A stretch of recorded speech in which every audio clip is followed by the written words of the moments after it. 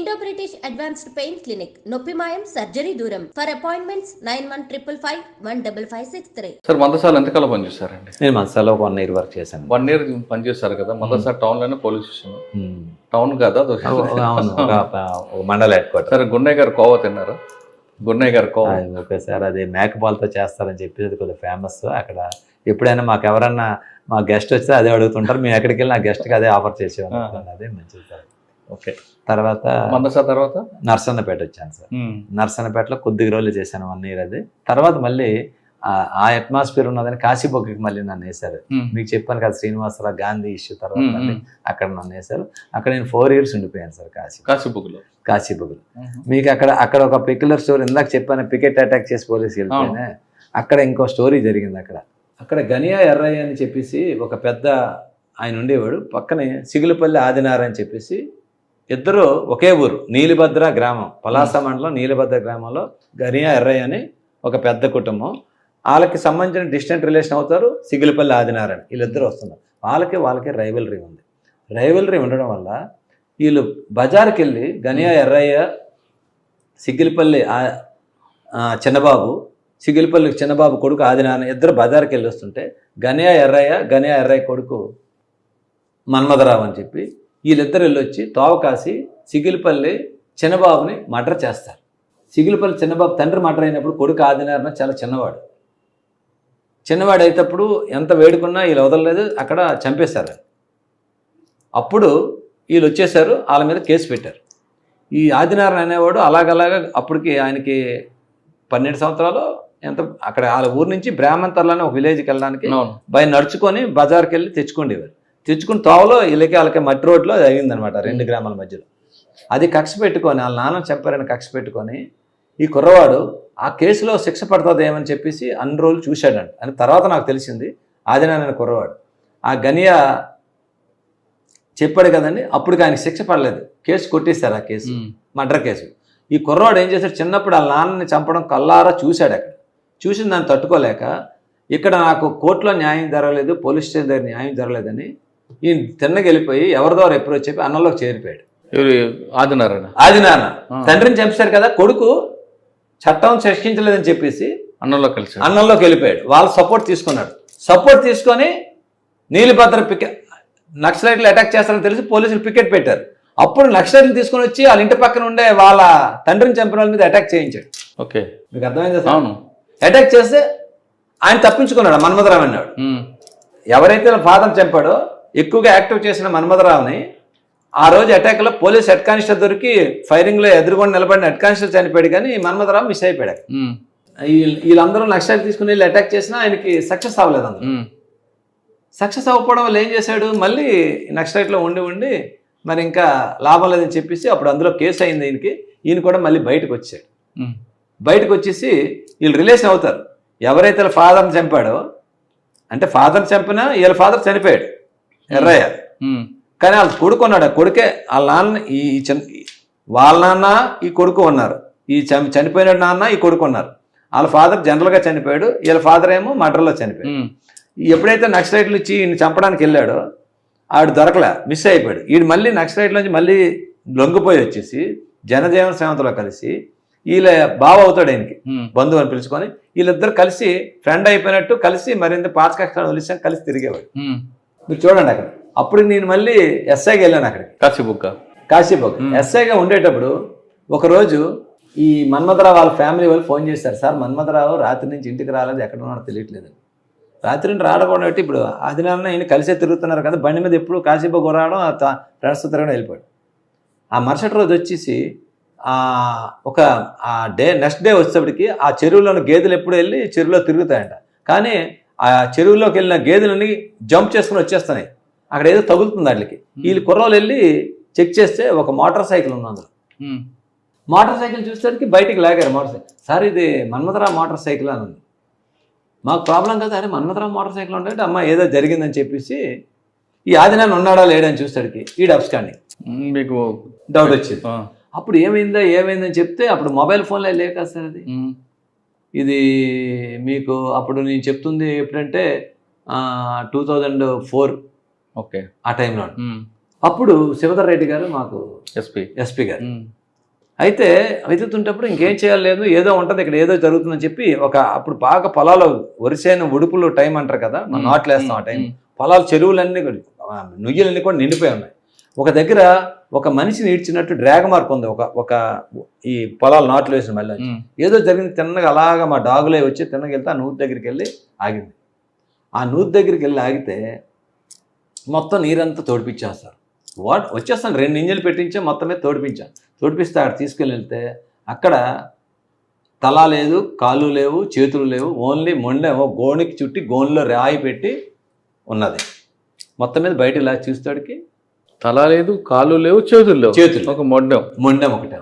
ఆశ్చర్యపోయాను, అర్థమైంది. ఎందుకంటే బాడీ మీద ఆయన పుట్టిమచ్చలు వచ్చేసి వాళ్ళ ఊరు పక్కనే మళ్ళీ నీలబద్దలు, ఆ మన్మథరావే ఎవరైతే నక్సలైట్లు దీన్ని తప్పించుకున్నాడో ఆ మన్మథరావు తాలూకు ఇది.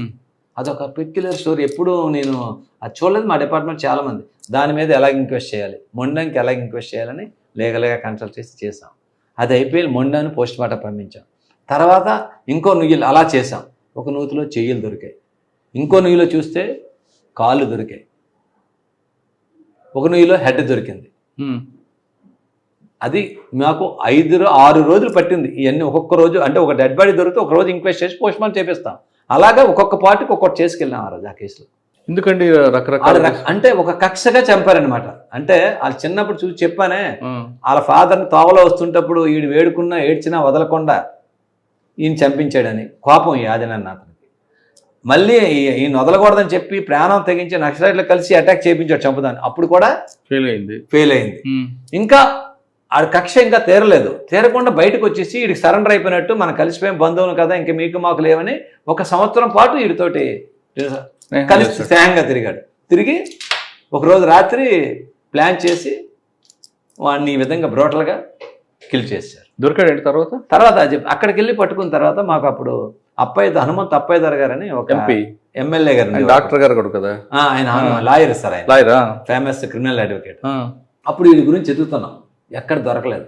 ఒక అతను నాకు సలహా ఇచ్చాడు, ఎస్ఐ గారు మీరు ఇలా తిరగడం కాదండి, ఆడు చాలా వెళ్ళిపోయాడు, మీకు ఎందుకన్నా మంచిది దొరగారికి మీరు వెళ్ళి అడగండి, ఎందుకంటే ఆ ప్రాంతం అందరూ ఏదొచ్చినా ఆయన్ని అడ్వకేట్ కమ్మ పొలిటికల్ నాయకుడు, ఆయన ఎమ్మెల్యే కమ్మ క్రిమినల్ అడ్వకేట్, మీకు ఆయన ఏదన్నా ఉంటే చెప్తాడండి అన్నాడు.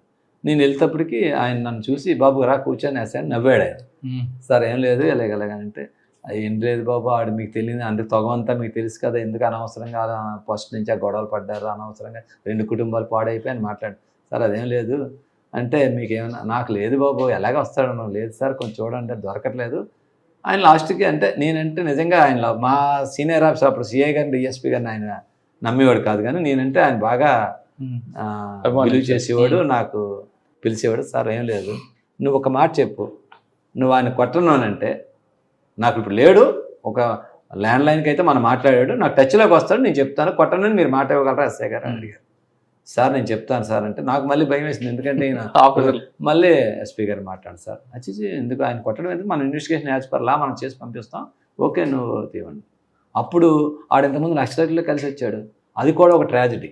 మీరు ఒక్కరే వెళ్ళాలి, మీరు ఒక్కరే వెళ్ళి పలానా జంక్షన్ దగ్గరికి వెళ్ళాలి, ఆడొచ్చి మీకు కలుస్తాడు ఆదినారాయణ, మీరు ఒక్కరు తీసుకురాలి. ఇటు ఆడే నక్సలైట్లు కలిపి వస్తాడు, ఏదో వస్తాడని చెప్పి నేను వెనకాతలో 4 పెట్టుకుని ఒక పొలాల దగ్గరికి వెళ్ళి, ఎక్కడ శ్రీకాకుళం దగ్గర మనకి ఆర్చ్ ఉంటుంది, కొత్త బ్రిడ్జ్ ఆర్చ్ దగ్గర, ఆర్చ్ దగ్గర అవతల రోడ్డు అవతల హైవే పక్కనే మీరు కారు ఏ నెంబర్లో ఆగుంటారో ముందు చెప్పమన్నారు ఈయనకి. ఎమ్మెల్యే గారు చెప్తే ఈయన చెప్పారు, ఈ కారులో వస్తారు, ఆయన ఒక్కరే ఉంటారు, నువ్వు రా అని. మీ నెంబర్ సార్ రాత్రి 7:30 అవుతుంది, ఒక లైటింగ్లో తిన్న కారు నడిచి వచ్చి నా కాలు పట్టించుకున్నాడు. అది చెప్పాడు, ఎందుకు కాదు నన్ను ఎలా చేసామంటే, సార్ నేను చిన్నప్పుడు కాలు పట్టుకుంటాను, వాళ్ళ నాన్న ఆగాడు కానీ ఈడే మా నాన్న గొడ్డలతో నరికాడు సార్ మన్మథరావు. అప్పటి నుంచి నేను చేయకుండా మా అమ్మకాయ చూస్తుంటే నాకు ఏడుపు వచ్చేది సార్. వాళ్ళ మదర్ కూడా అండి, వాళ్ళు ఒక నిజంగా సినిమాలో చూస్తాం కదా, జడ కూడా వేయలేదు ఆవిడ. తర్వాత ఈడు మర్డర్ అయిన తర్వాత ఈడు తిరుపతికి వెళ్ళిపోయాడు, ఈడు ఎమ్మెల్యే గారితో మాట్లాడించుకొని తిరుపతి వెళ్ళిపోయాడు. వాళ్ళ మదర్ అప్పుడు జడ వేసుకున్నదంట ఆవిడ. అంత ఎన్ని సంవత్సరాలు పట్టింది చూడండి, దగ్గర ఒక 15 సంవత్సరాలు ఆ విధంగా ఫేస్ చేసి, చిన్నప్పుడు 10-12 సంవత్సరాలప్పుడు తండ్రి మర్డర్ చూసి 25-26 ఇయర్స్ వచ్చిన తర్వాత ఆ తండ్రిని చంపినవాడిని చంపాడు. అంటే పాము పాక కన్నా వీడికి ఎక్కువ ఉంది. చెప్పాడు, వచ్చేసి నాకు చెప్పాడు క్లియర్గా. అప్పుడు ఏం చేశాడు, ఎలా చంపావు చెప్పాడు. అప్పుడు నువ్వు దేంతో చంపో ఎడ్లు కట్టావు అవన్నీ కలిపి ఇంకో చెరువులు వేసాడు. అవి తోడింది. మీరు చెప్పారా 6 చెరువులు తోడించారు. మీరు నమ్మరు. వర్షాకాలం నుయ్యిలు 6 ఒక పెద్ద చెరువులాగా ఉంటుంది, అందులో పడేసాడు. ఈ కత్తులు తప్పంచా ఒకటి వ్యాపారం అవి కూడా దొరికేసాయి. నిజంగా అది ఒకటి నాకు సాటిస్ఫై. ఆ కేసు చూసాక ఎలా చంపాడట. ఇంకొక పెక్యులర్ వీడికి ఒక ఫ్రెండ్ ఉన్నాడు. వాడొచ్చి మాకు ఇంక్వెస్ట్లను ఆడే ఒక పెద్ద మనిషిలా తిరిగాడు. ఎవడు ఈ మనిషిని చంపినాడే. ఈ 5 చేసినప్పుడు వాడే వీడికి ఆ ఊరోడు కాబట్టి ఫ్రెండ్ అంటాం సార్. అన్యాయం సార్. వీడికి ఫ్రెండ్, వీళ్ళిద్దరు ఫ్రెండ్స్ కదా, వీళ్ళిద్దరు కలిపి ఆడు ఉండేవాడు. మటర్ కేసులు కూడా ఉన్నాడు. ఆడు మాకు పంచాయతీదారులుగా యాక్ట్ చేశాడు. మళ్ళీ చెప్పడం అదొక పెక్యులర్. మళ్ళీ తర్వాత ఆడిని అరెస్ట్ చేసాం. వీడు వచ్చిన తర్వాత చెప్పాడు ఏమేమి జరిగింది, ఎవడు పట్టుకున్నాడు, ఎవడు ఆడు ఒప్పించుకున్నాడు జరిగిందని. అది ఒక కేసు. కానీ కరెక్ట్ మీరు మాట్లాడారు కదా సార్. చంపిన తర్వాత ఒక్కొక్క పార్ట్ ఒక్కొక్క నుయ్యిలో వేయడం అది అంతా ఆడికి దొరకకూడదని రాయలు కట్టేసాడు సార్. ఆడు రాయలు కట్టేసి వేసాడు. కరెక్ట్. బాడీని మొత్తం వేయకుండా పార్ట్ కసి ఆడిని అలా చంపాలని చెప్పి నేను అడిగాం. ఎందుకు అంత మోటలుగా అంటే, సార్ ఇంకా మామూలు చంపకూడదు సార్, మా నాన్నని మీకు తెలియదు సార్, నేను కాలు పట్టుకొని ఏడుస్తాను, కాలుతో తన్నేసాడు సార్, నేను పొలంలో తుల్లిపోయాను సార్. అప్పుడు ఆడు 12 సంవత్సరాల బాయ్. అప్పుడు సార్ ఇప్పుడు మీరు అడగలేపారా ఇదే మన్మధరావు రాజనారాయణని మన్మధరావు కొడుకు మళ్ళీ పొగ పెట్టుకున్నాడు. అదే నేను అడిగాను. ఆడు అన్నాడు సార్ మీరు చంపేయండి సార్, నేను వెంకటేశ్వర స్వామి దగ్గరికి వెళ్ళిపోయాను సార్. వెళ్ళిపోయాడు చెన్నై ఎక్కడికి వెళ్ళిపోదాం అనుకున్నాడట. అక్కడ తిరుపతిలో గుండు కొట్టించుకున్నాడు. తిరుపతి వెళ్ళిపోయి చెన్నై సైడ్ ఎక్కడ పనికి వలస వెళ్ళిపోదాం అనుకున్నాను సార్. ఇంకా నాకేముంది సార్, నాకు జీవితం లేదు ఇంకా అలాగా అనుకొని వెళ్ళిపోతే దొరగారు నీకేం అవ్వదు రా అని చెప్పి నాకు పిలిచారు సార్. మీ గురించి చెప్పారు సార్, కొట్టర్లేని కానీ అంటే వచ్చాను సార్, మీరు చంపేయండి సార్, తప్పు అన్నీ చెప్పారు సార్. తర్వాత కన్విక్షన్ వచ్చిందండి. ఆ కన్విక్షన్ అంటే కేసులో వీళ్ళు మళ్ళీ కాంప్రమైజ్ అయిపోయారు. ఇప్పుడు ఉన్నాడు మన్మధరావుకి అన్నయ్య ఉన్నాడు తేజేశ్వరరావు అని చెప్పేసి. చౌదరి తేజేశ్వరరావు కాదు కదా. తేజేశ్వరరావు కాదు, గనియా తేజేశ్వరరావు అని వీళ్ళ అన్నయ్య ఉన్నాడు. ఆయన కొంచెం ఈ తమ్ముడు పార్టిసిపేట్ చేసే అన్నయ్య లేదు. అయిపోయి 2 కుటుంబాల్లో ఈడు చంపుకున్నాడు మీ నాన్నని, నువ్వు వీళ్ళు చేస్తావు ఇప్పటికైనా కలిసి ఉన్నాడు ఏదో వాళ్ళు మాట్లాడుకున్నారు విన్నాను. తర్వాత కానీ ఇప్పటికి తగ్గిద్దా ఇంకొంత కంటిన్యూ? మరి ఇప్పటికైతే 10 నెలలు అక్కడ ఉన్నారు. కానీ నాకు తెలిసి 2 ఫ్యామిలీస్కి కూడా దాని టేస్ట్ చూస్తారు. ఎక్కడి వరకు వెళ్ళిపోయారు చూసారు కదా, మావోయిస్టులు తీసుకొచ్చి అటాకులు చేసుకున్నాం అంతవరకు వెళ్ళిపోయారు ఆ ఇష్యూ. మీకు అర్థమైంది కదా స్టోరీ. అది ఆ స్టోరీ ఒకటి నాకు కాశీబొగ్గలో ఒక ఎక్స్పీరియన్స్ సార్.